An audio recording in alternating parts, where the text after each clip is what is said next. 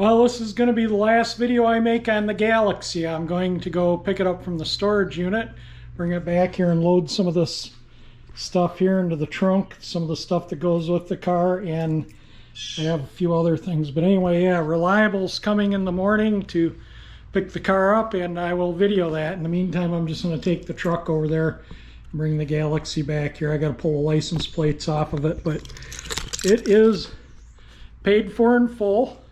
I overnighted him the signed title. The car is his. He has it insured. It's got a new owner. So I'm driving Chris's car now when I go to bring it back here.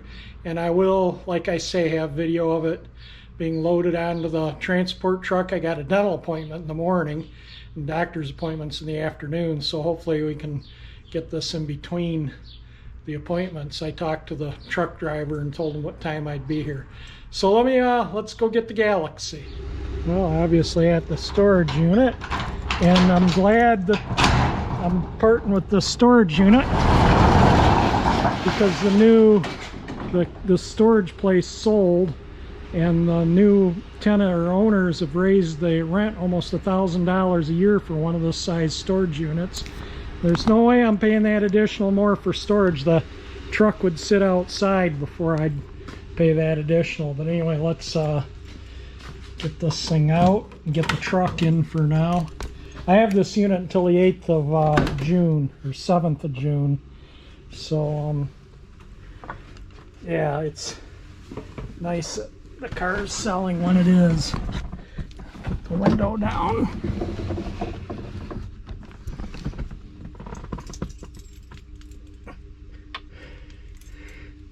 I sent the one set of keys to Chris for the car. So if something happens to the keys while it's in transport, it's not stuck there with a car with no keys.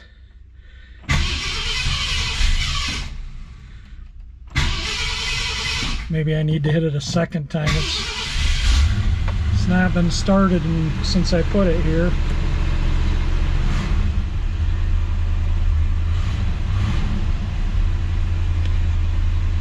Alright, I want to pull it out, and I don't want to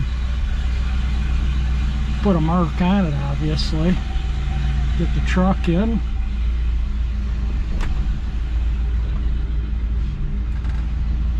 I put the new power steering belt on it, so yes, it does have the new belt on the power steering. I think I'll just leave it neutral while it sits here and warms up, get my thing, and we'll get the truck in, and we'll take this home. For all my loyal viewers that watch this car get restored,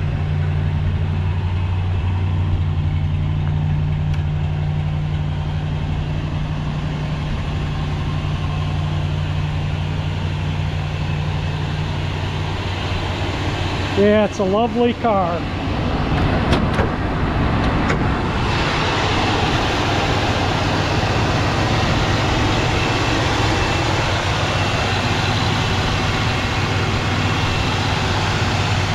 And it is going to be hard to part with it. It's always hard to part with my project cars, but that's how I fund the next car. You know, this is 51st car I've restored. Well, 50th if you exclude the Bel Air. But yeah, it's you know, I would have 51 classics right now if I kept them all. And where would I store them? And the insurance would be exorbitant. So let me get this home. We'll put the stuff in. I'll pull my plates off, and tomorrow morning, like I say, I'll get some video of it being loaded. Yep, the truck fits, but you got to really pack it in here. It's tight in here. The door probably comes as close to the front as it does the back, but it fits.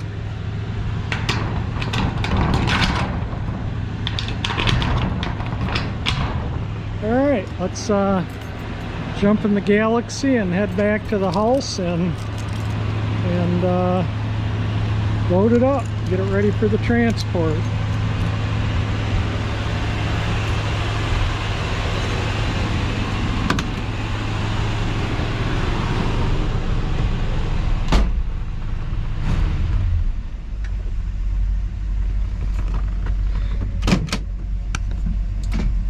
Now, Chris, when you drive this car, make sure you put it in the green dot drive. If you drive it there, that is only second gear. It'll start and only drive in second gear.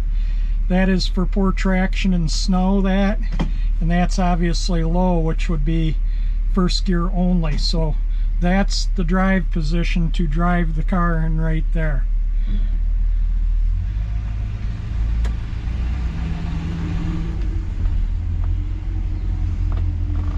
I'm gonna miss this car. It drives like a brand new car.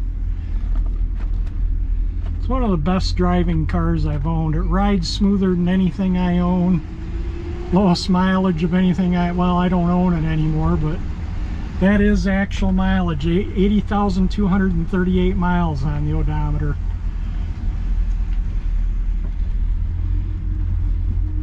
I'm just gonna get out and push the keypad here, and then we'll be on our way.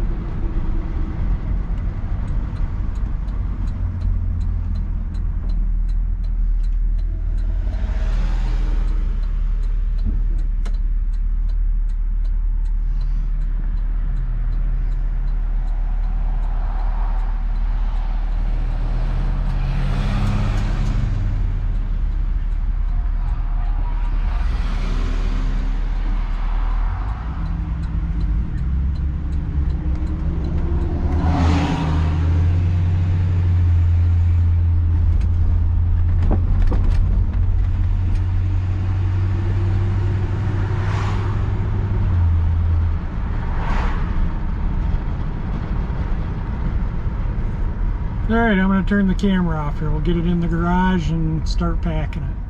There it is in the garage with the Bel Air. Again, like I had the Pontiac in here, 60 Catalina with the Bel Air the last day I had it too. So put the Galaxie in here, and like I say, they're getting it tomorrow. Yesterday I went to take the Bel Air out, and the spring that's up in here, I don't know if you can see that or not, it broke, and the door, when I pushed the button, it just bent that top panel out big time.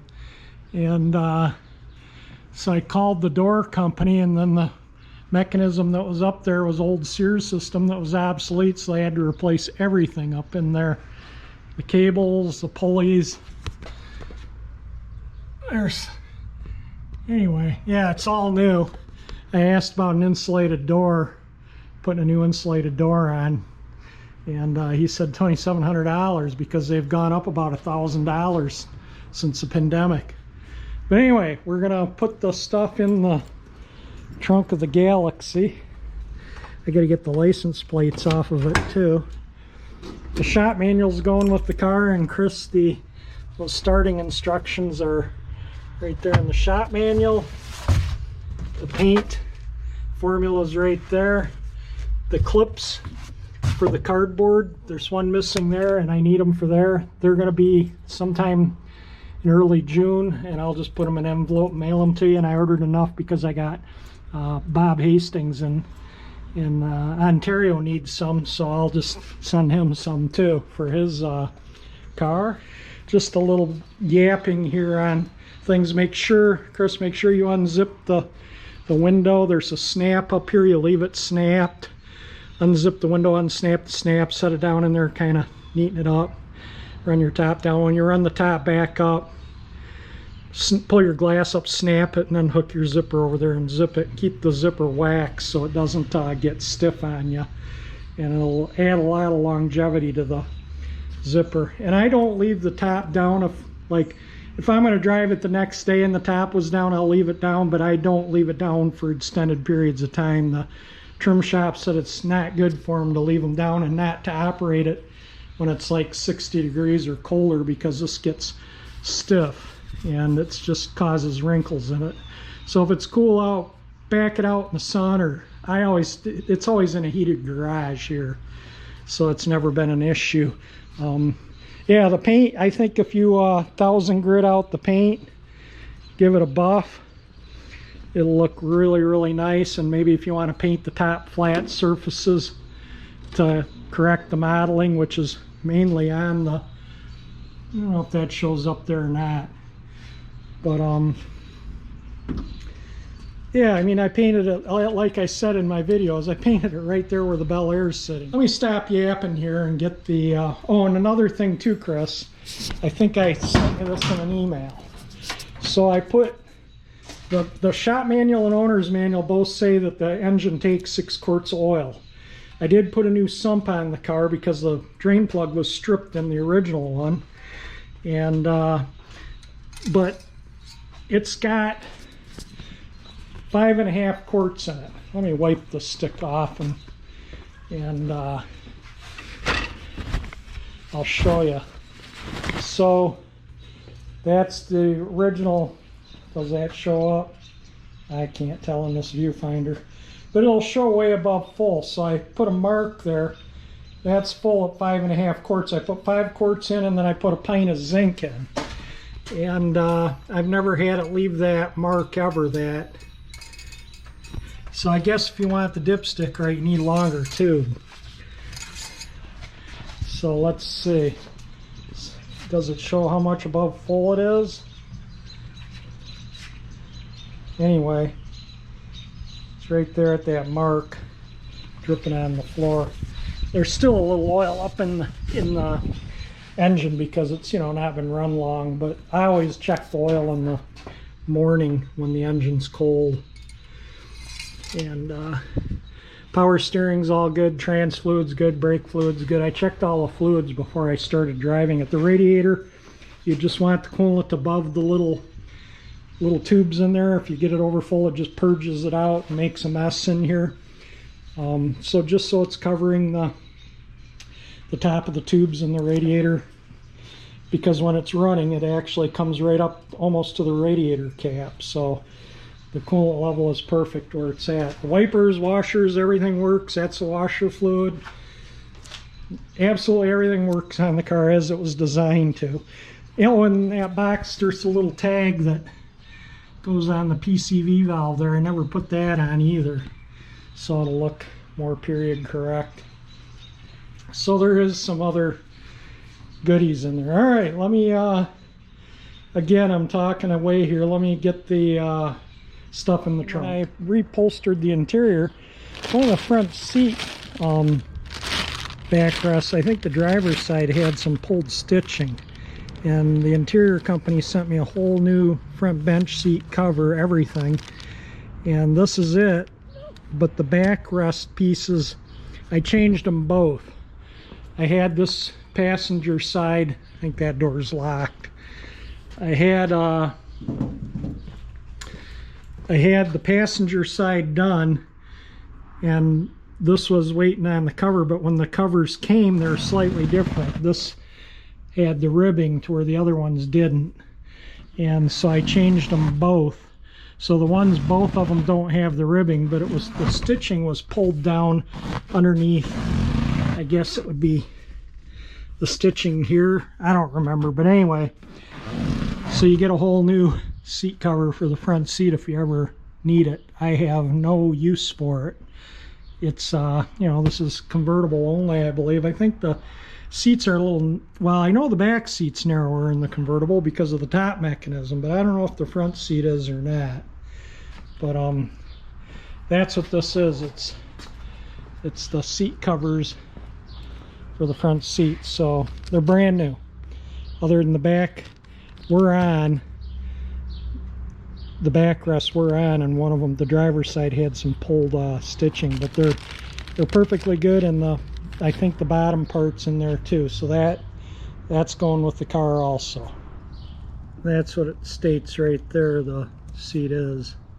Today was the day Reliable was supposed to come pick the car up, so this video is going to be edited up a little crazy, but we'll get it when it's loaded. But I just wanted to kind of go over what's in the trunk. The 76 plate that was on the car when I purchased it, so yeah, it was parked a long time. The shop manual, the starting instructions.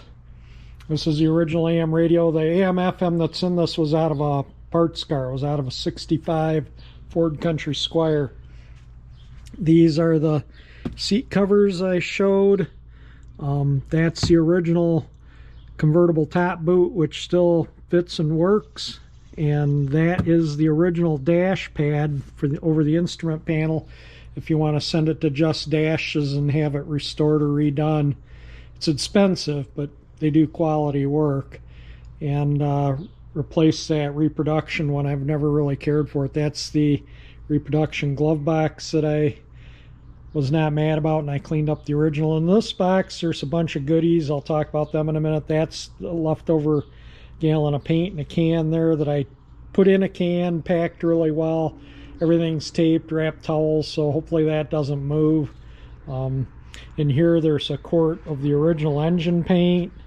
There's a decal that goes on the convertible top frame. There was that thing that from Sears that went on the dash. If you look in my earlier videos before I restored the dash, there was a plastic doohickey right here, and it had the little tag in there for new inner tie rod ends and a front end alignment just before the car was parked, and just some other odds and ends in there. So I just thought I'd kind of show you what's in the trunk before the car goes. So tomorrow now, which would be Friday, they're supposed to come and get the car in the afternoon, so that will remain to be seen. Hopefully they do. Hopefully they get on the ball here. But apparently he had some problem with his truck. I don't know. He said that he originally was going to pick it up at 10:30 this morning. Then he called and said it'd be about 2 or 3, and then about 3 he called and said it would be tomorrow. So that's that. So anyway, we'll move along, and I'll get you some video of when the car is being loaded. Another thing too, Chris, I did not glue the weather stripping in this channel because I originally thought I was gonna detrim the car and give it a 600 sand out and respray it.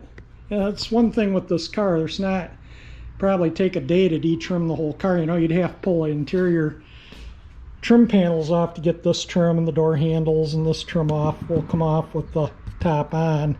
Be a little bit of work, but yeah, it can be done. And you know, a lot of this stuff is pretty cut and dry. The bumpers come off easy.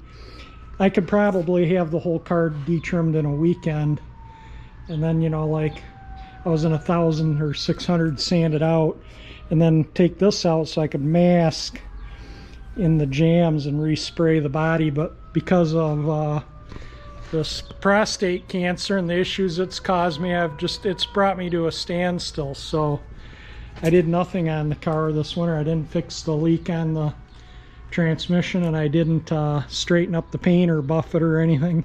You know, for a nice fun driver, all you really need to do is buff it out. But if you want it to be like your Mustangs or 1,000-point show car, I would sand it out and respray it. And the reason I don't use base clear is because I find the clear peels after about 10 years. And like that, I've had that car 44 years, and that paint job's 40 years old. So, you know, it's just single stage acrylic enamel, exactly what's on this car. Look at it after 40 years. So yeah, that's why I use what I use.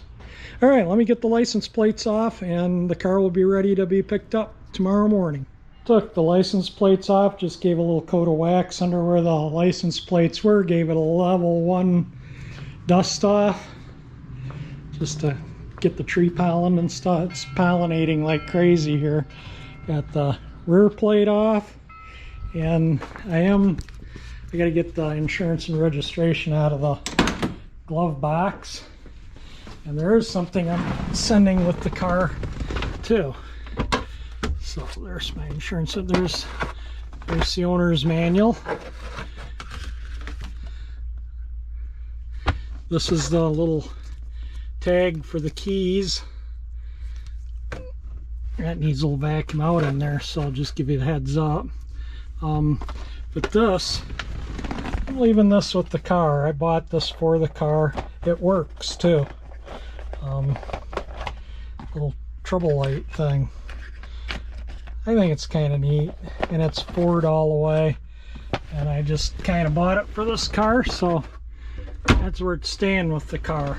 And you know, look under the seats, make sure I don't leave anything. I always keep a glove in the car under the seat for my when I stop to get gas. I don't like that gas smell on my hands, so I always have one glove in every car that'll fit either hand, a generic glove, and then I can pump my gas and throw the glove back under the seat and not have that nasty gas smell on my hand, or the nastiness from touching the pump. You know, everyone touches them and nobody cleans them.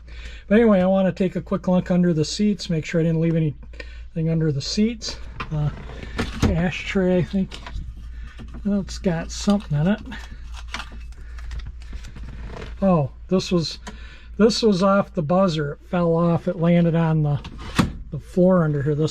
So Chris, if you leave the parking lights on, the buzzer doesn't go. But if the headlights are on and the key is off, the buzzer goes.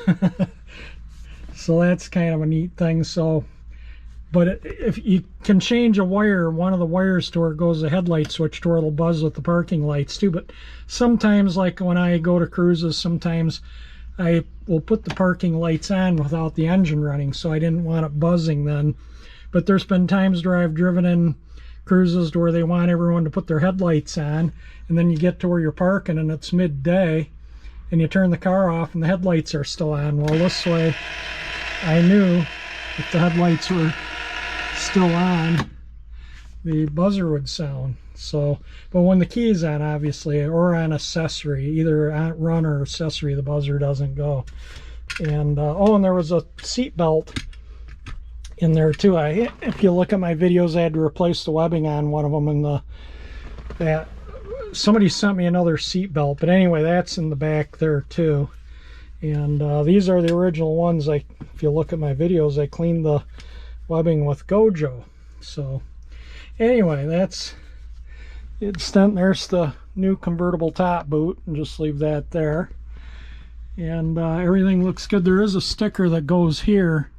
That's in the box too, I think, about unzipping the window before you put the top down. So, and I didn't get a chance to fasten this. That was what I wanted to do this winter too, was fasten this. So it's no big deal. There's the screw where the screws go in. I think they're number 832s or something.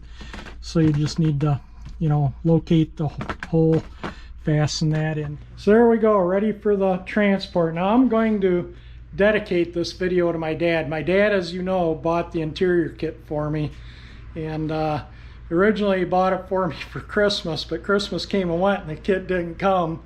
I didn't get it until pretty late in the year, so it kind of came around my birthday, so I'm going to call it my birthday present for what he bought. He bought it for me maybe, oh, I don't know, he died in November and he bought it in August. And he told me, he said, you got to put a new interior in that car. He says, after all the work you've done on it and what I've seen you do, he says, you can't put the old interior in it. It's got to have a new one. He says, I'll buy it for you for Christmas. He says, give me the numbers and everything I need and I'll order it. And he did. And he knows I buy these cars to fix up and sell. He's helped me with a lot of them. Probably of those 51 cars I've done, he's helped me with probably a good 45 of them. And or 45 of them. He just loved working at them with me. We bonded very closely working on cars, and this was my pandemic project car. Kept me sane during the pandemic, and gave my dad happiness when he was really suffering with his leukemia, to be able to see what I was doing and whatnot with the car, with my YouTube videos. And he told me before he passed away, he says, I want you to keep doing your videos. He knows I started my YouTube channel for him so he could see what I was working on. And he says, I hope you keep doing your videos so all the people that have been following you can see the car finished. And I'm going to tell you something right now. It's very, very difficult to continue working on it with videos after he passed away, but he asked me to do it, and I honored his wish and did what he asked. And so that's why I continued the videos. I lost part of me when I lost my dad. So this project is dedicated to my dad. Thank you, Dad, for all the support and everything you did for me.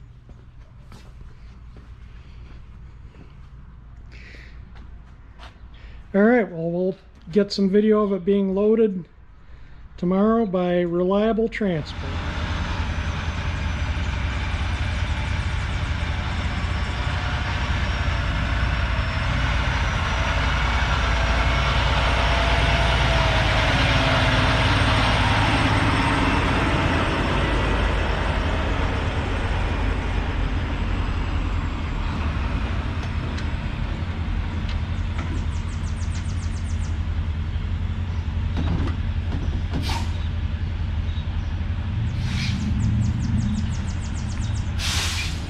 Yeah, that's one big truck. Completely covers a lot of space here. Went around, did a total inspection. Now he's photographing it, so it's, can be seen how it goes into the truck.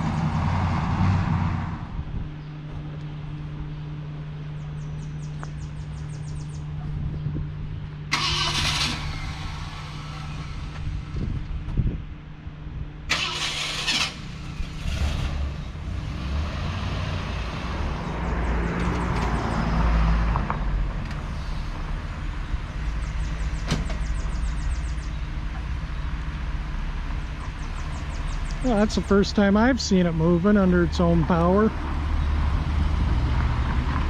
without being in the car.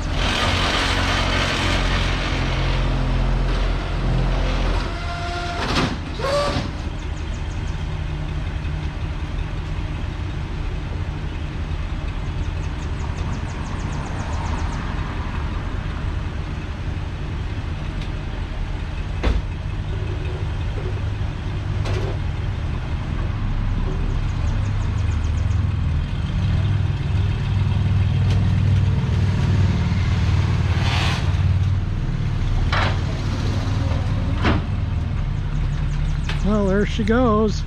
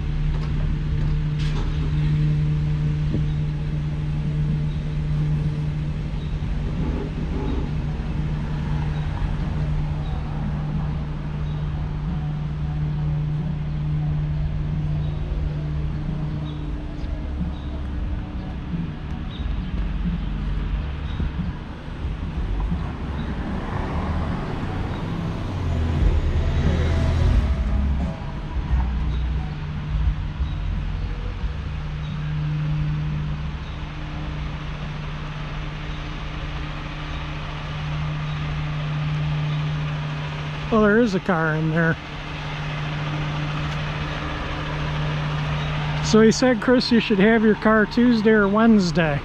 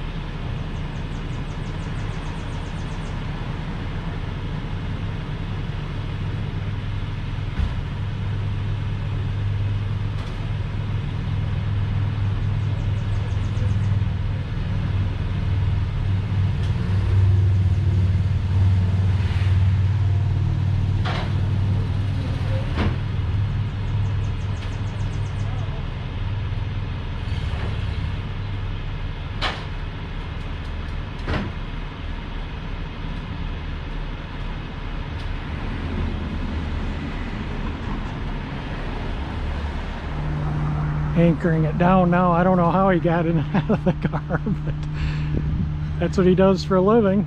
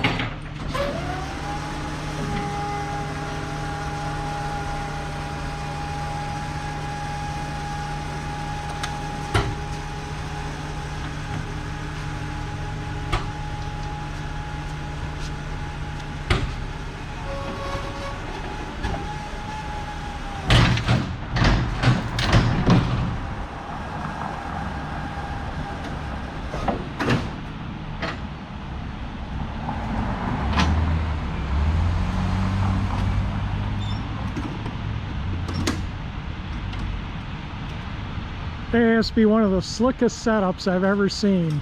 They're nice. They're definitely nice. It makes life easy. Well, there it is, all loaded and ready to go, and we'll get a little video when he starts to pull out.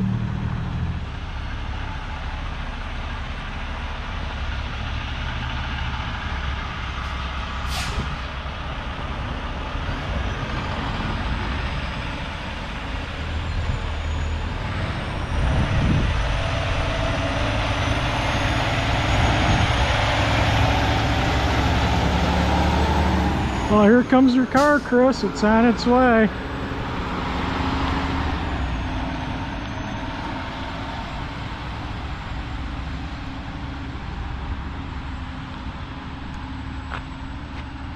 I'm just going to read some text here, and then I'm going to overlay photos of Chris's cars.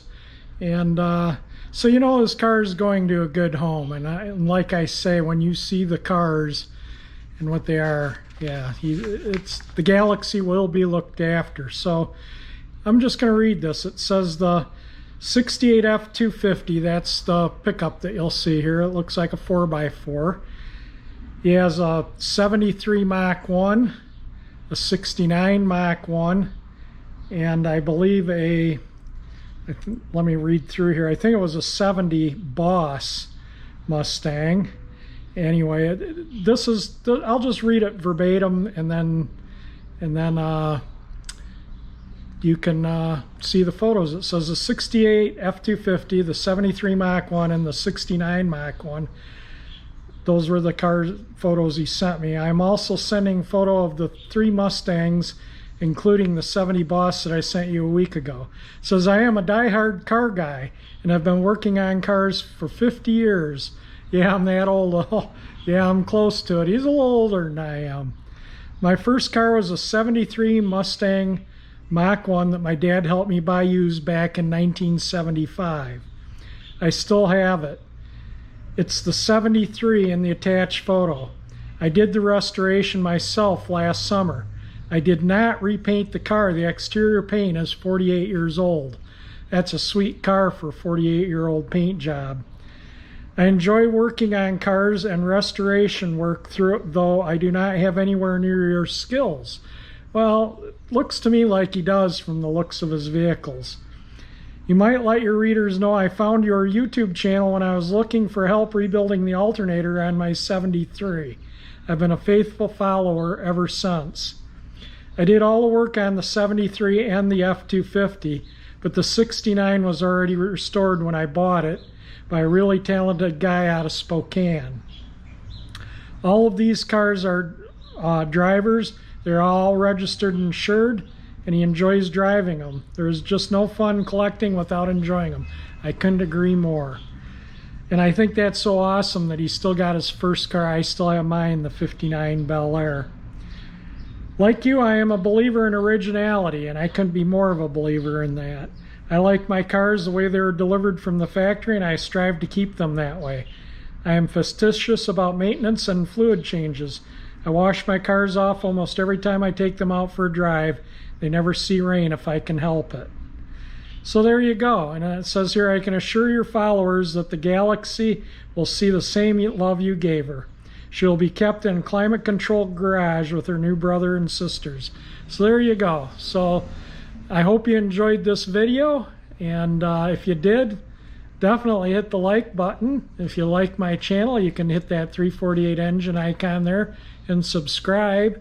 And thank you for watching my videos.